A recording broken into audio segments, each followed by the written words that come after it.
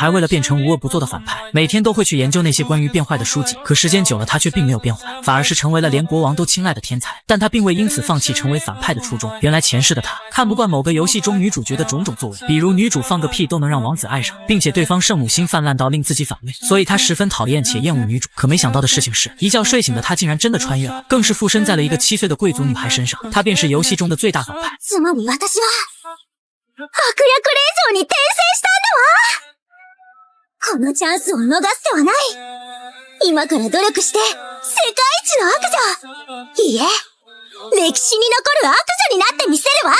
他很清楚接下来的时间不能浪费，既然老天给了他成为反派的机会，那么首先要做的就是变强。于是女主便将目光锁定在了他的几位哥哥身上，因为贵族们通常都会用练剑来提升实力，所以他便向几人提出了教他练剑。可没想到的是，几位哥哥却只以为女主是心血来潮，反正要不了多久就会放弃。秉着刁难他的态度，大哥让他去锻炼体力，每天100个俯卧撑以及100个仰卧起坐，坚持1周就会教他。可女主在明白几人的意思后，转头便跑到了图书馆内。她准备从学习魔法的那阶段开始，锻炼身体则是放在了晚上。在这个只有贵族才能使用魔法的世界，毫无疑问他也是个天才，更何况他出身于5大家族之一，并且5大家族还直隶于国王，所以对于魔法的研究他也能做到得心应手。更是用了半天不到的时间，他便读完了36本书。接下来就是锻炼身体，刚开始做俯卧撑对于这个7岁的身体确实难度很大，但也就仅此而已。女主用了2天便能做到1天100个，这具身体简直就是才华横溢。而父亲却不敢相信自己女儿的变化会如此之大，要知道对方平日可是好吃懒做的主才对。然而父亲却注定无法知晓真相。也就在今天，就在他准备继续提升实力的同时，却看见院子里出现了一群男人，而他很清楚这些人都是触发游戏剧情的关键人物，但其中一人才最为致命，那便是国王的亲儿子，也就是这个国家的王子。前世的他就对游戏中的王子泛起了爱意，可这一世他却准备将王子拱手相让，于是打算趁这个机会，他想给尊贵的王子留下些许的坏印象。大家在第一次见到女主时都露出了怜香惜玉的表情，然而他们却殊不知，这都是女主故意接近，就连打招呼的姿势都是她刻意去学过的。毕竟坏女人留下的第一印象是不坏的才对。可接下来才是到了她表演的时候，只见她准备好后，一把躲过了哥哥手上的利刃，然后以惊人的力量踢在了树上。随着这一脚，树上的苹果也刚好降落，并且被她以最快的速度一分为二。但她的这一举动却看呆了一旁默不作声的王子。接下来的1年时间里，他每天都在哥哥的指导下练习剑术，只是女主却忽然的发现，王子好像时不时的会出现在自家后花园上，这种感觉就很莫名其妙。不是主角的他貌似偏离了画风，明明想要成为反派，却被游戏中的男主角认可。本以为这只是个单纯的巧合罢了，可没想到第2天，他又被5大贵族同时邀请，表面上是带女主喝茶的，可实际上却暗藏阴谋。这是他进了房间后偶然发现的，只因桌子上的那张地图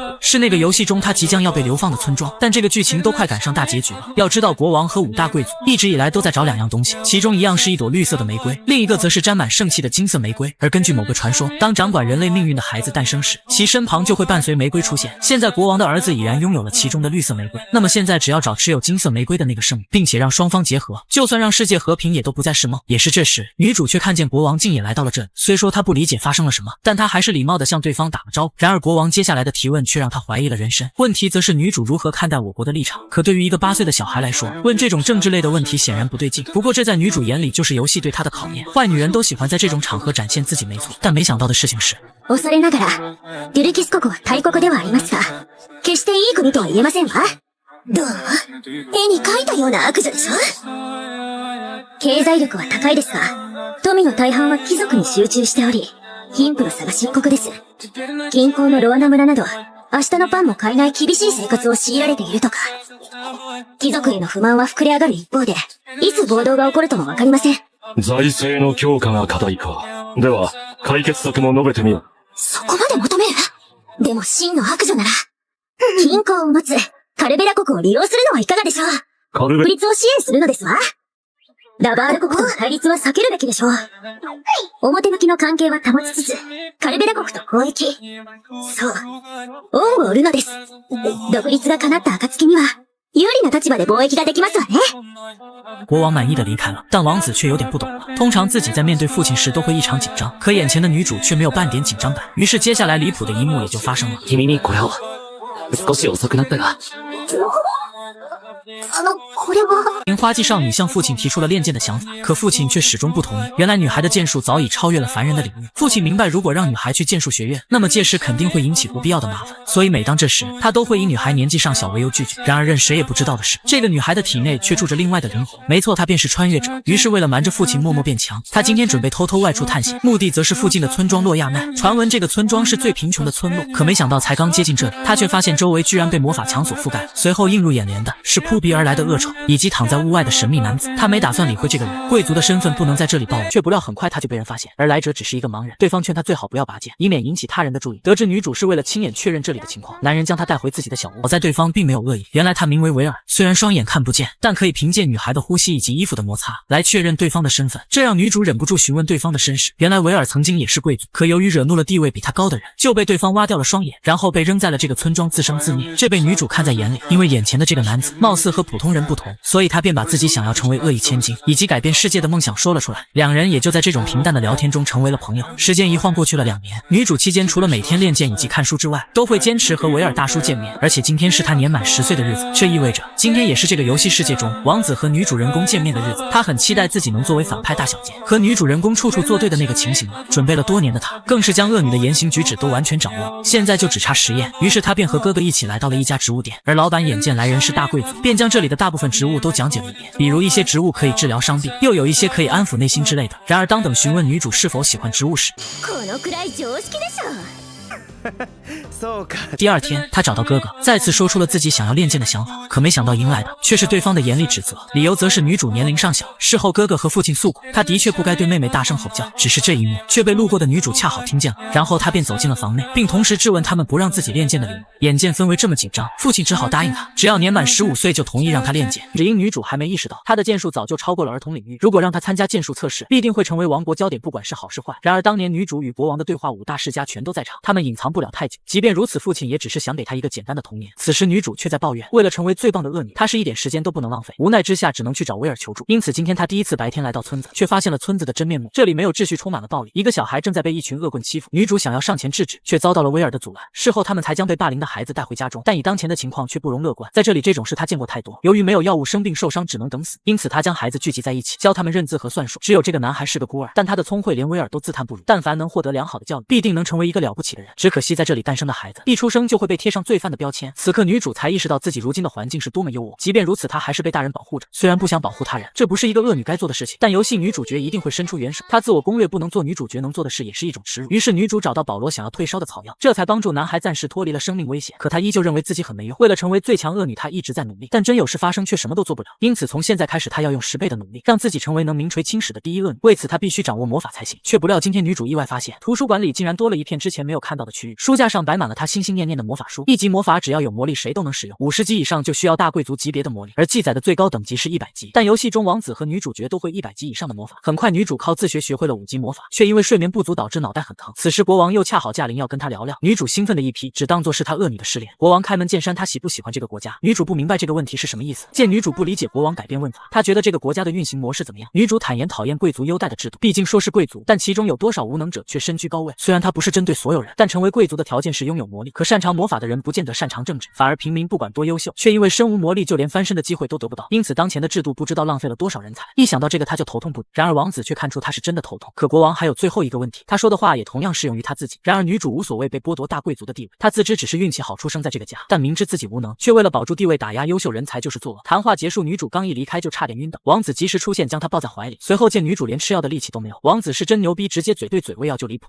这个男人怎么也没想到，他们魔法学院研究2年半的课题，此刻竟被一个10岁的小女孩给轻松破解了。不仅如此，他们练习2年半才能学会的6阶魔法，这个小女孩轻轻一招手竟也能随便施展，这可把众人震惊坏了。要知道别人都是15岁才能学习魔法，10岁就能学习魔法，简直史无前例。原来那天女主被王子喂下口服药后，第2天她便生龙活虎。好奇之下，她也想见识一下魔法学院收藏的魔法书，于是便偷偷溜进了魔法学院。可由于学校太大，她很快就迷了路。正在她思考要不要绑个人问问路时，身后就突然冒出了一个人。定睛一看，这人竟是就是游戏里的女主。本来他是有些讨厌游戏女主的，可这游戏女主实在太善良，非要帮他领路，他也只好先跟上去，然后趁游戏女主一个不注意闪身走人。为了避免被人发现，他先是等到学生们都开始上课，然后偷偷溜进他心心念念的图书馆。可虽说这里的书都很吸引人，但随后他便看到一旁黑板上挂着一个很有意思的问题，于是不知不觉间他便在黑板上写下了答案。很快这边就围满了学生，等他反应过来，为时已晚。好家伙，自家哥哥怎么站在自己身后？就这样，女主被赶回了家。不过她也没闲着，而是开始练习新的魔法。如今她的等级已经到了25级，所以她准备尝试更高级的魔法。突然外面哥哥敲门，表示一大堆人都来拜访女主了。不料刚出门就看到了游戏女主这个大善良，女主可真是服了。她其实不想跟游戏女主有太多交集，跟这么善良的人在一起只会影响自己的道心。可奈何这游戏女主实在是太温柔，她的道心一阵动摇，而且不知不觉间就被她带到了聚会上。心想必须做点什么来稳固自己的道心，她立刻生出了一个坏念头，问爱丽丝是不是很擅长魔法。只要爱丽丝回答了自己的话，那她就立刻提议给她办一个魔法表演会。心想爱丽丝是平民出身，平时肯定很自卑，这样让她在众人面前表演，一定会让对方难堪。可不料计划是这么计划的，那边爱丽丝竟觉得这是个好主意，旁边的众人也纷纷夸赞，毕竟爱丽丝可是未来皇后，来几场这样的个人秀能增加很多威望，这可把女主整不会了。可她不会归不会，那边爱丽丝竟还邀请女主跟她一起表演，还一脸温柔的鼓励自己。女主恼羞成怒，直接打断爱丽丝，表示自己才不要跟爱丽丝一起。这下气氛终于沉闷下去，爱丽丝也终于露出了伤心的表情。可不等女主开心个半秒钟，那边爱丽丝竟又开始如沐春风，甜美可人了。她可真是服了。就这样，女主连续被爱丽丝缠着好几个小时，爱丽丝一直在她耳边温柔的问东问西。尽管女主每次回答时都尽量想让爱丽丝讨厌自己，可终究是徒劳无功。她逐渐从开始的心态爆炸，到后来的双目无神，最终实在太烦，她便随手一招桌上的花瓶，故意从爱丽丝眼前划过。然而她是这么秀的，那边众人也是这么震惊的，哥哥更是不敢置信。前2天女主才用剑技击败自己，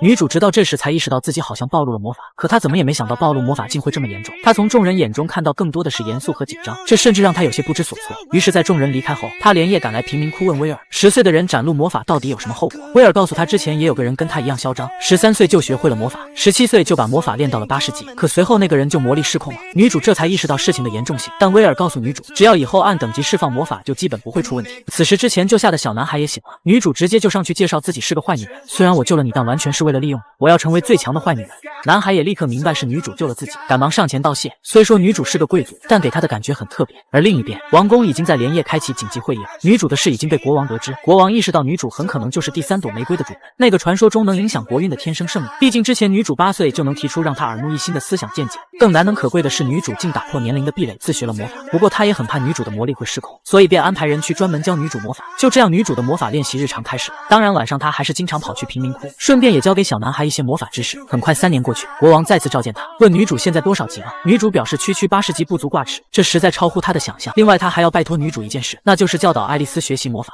个反派千金当众怼的灰姑娘哑口无言，可身为男主的王子却在一旁叹息，默默看着小千金连同将女主周围的舔狗一起臭骂。就算是灰姑娘向他投来求助的眼神，王子依然摆出一副事不关己的态度。只因灰姑娘仗着出场自带的万千宠爱，向国家提出无脑解放穷苦的罪人村庄，以彰显她慈悲为怀的圣女形象，丝毫不顾及将所有罪人赦免带来的弊端。为此，国王亲自接见并请求反派小千金拜托她进入魔法学院，成为灰姑娘的魔刀士，也不能让老天选定的圣女太过肆意妄为。立志成为伟大恶女的少女见状也是欣然答应，不顾家人劝阻，执意接下这份委迫。毕竟她不断积蓄力量，就是为了反抗那朵白莲花。入学后的少女也是等待此刻多时，见着因为自己贵族身份前来倒贴的同学，没有半点分寸感，直接抚摸自己的秀发，一个甩手就将他们的脏手打掉。这群绿茶同学眼见对方如此不识抬举，耍心机向一起过来招呼少女的灰姑娘抱怨。本想着在大女主的光辉下少女会低头认错，殊不知反派小千金的目标正是他们心中的圣女，一个甩手就打断白莲花的和事佬行为，留下一个不屑与他们为伍的背影。心想作为反派绝不向女主低头，见着自己完美执行国王的任务，还想着跟小弟炫耀一下，殊不知自己突然就进入了传送魔法，等着他的居然是白莲花的官配男主。王子上来就将少女壁咚开始质问，为何要接下这份吃力不讨好的委托。原来身为王子的他早已洞察国王的想法，小千金也是仗着有陛下撑腰，强言自己本来就喜欢胡作非为，却没想到自己随身佩戴他送的吊坠会让对方就此放过自己。男主心中的埋怨瞬间被强烈的爱意冲刷，自己看中的女人当然也只能宠着了。情窦初开的少女可经不起糖衣炮弹，赶紧撤离战场，让心思回到正事上。贵族间的茶话会便是下一个目标。小千金上来就拿着女主上交的论文报告，提议自己想跟对方探讨一下有关罪人村中的处置。对方还以为这是与小千金和好的契机，便欣然答应，说着自己也只是希望创造一个人人平等的世界。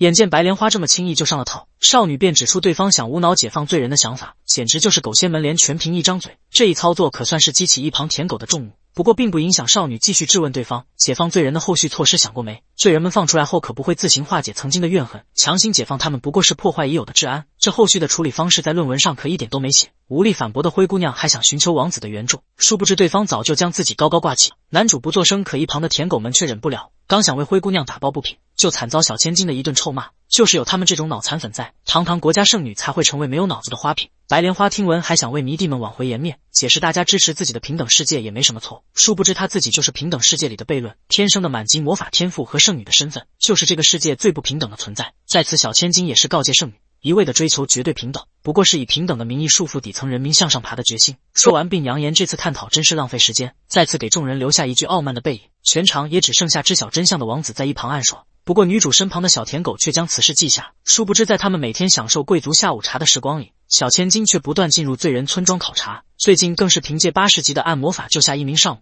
将她培养为整个村庄里的群众代表。通过他不断收集罪人们的真实想法，得知他们只不过是想要得到机会逆转罪人的身份。这一次答应国王的委托也是为了换取一个机会，将罪人小老弟从村庄中解放出来，选择他成为自己在学院里的书童，用他的存在来向世人证明，身为罪人的他们也有能力逆转那苦难的人生。反派千金特意当众为难灰姑娘女主，引得女主周围的小迷弟对她充满敌意。殊不知小千金是奉国王的命令成为圣女的磨刀石，帮助灰姑娘脱离被脑残粉无脑拥护的现状，同时也是国王对小千金设下的考验。在众人对灰姑娘的成长感到惊喜之时，只有得知内情的国王和王子男主与之不同，注意力全在与女主作对的小千金身上。灰姑娘越优秀，反而证明小千金的能力越出色，因此看似灰姑娘有着不少贵族子弟的支持，实则国家的话事人正在向小千金倾斜。为了验收小千金作为磨刀石的成语，国王还特意安排原著中不曾出现的剧情，让小千金一起参加检验灰姑娘的茶话会。会议开始前，作为灰姑娘迷弟的哥哥们就提前向小千金打好预防针，不允许她当众为难作为圣女的灰姑娘。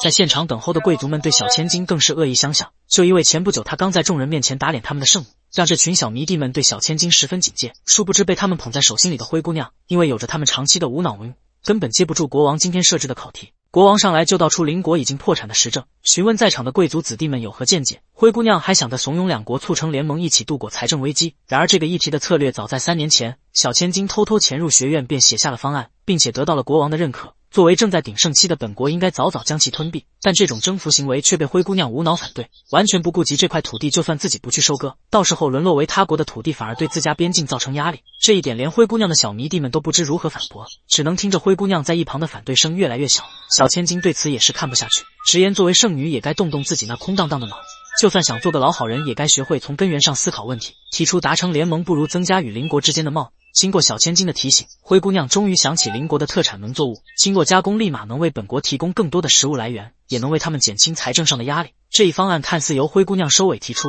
引得小迷弟们对她一个劲的夸赞，实则纵观全场的国王早已将两人的水平分了个高下，对不管站在何等角度都能游刃有余的小千金感到满。待漫长的会议结束后，小千金只想快点逃离当时的氛围。一群小迷弟只知道围着灰姑娘转，却没想到自己走得太急，竟在王宫中迷目，来到了存放国王右氏画像的走廊。此时男主却突然出现在他身后，向小千金讲述自己的皮肤遗传自母亲，所以才和画像中的父亲有着些许差别。此刻本应该围绕着灰姑娘转的男主，却时刻跟在这个反派小千金的身旁，介绍完后还要亲自送她走出王宫。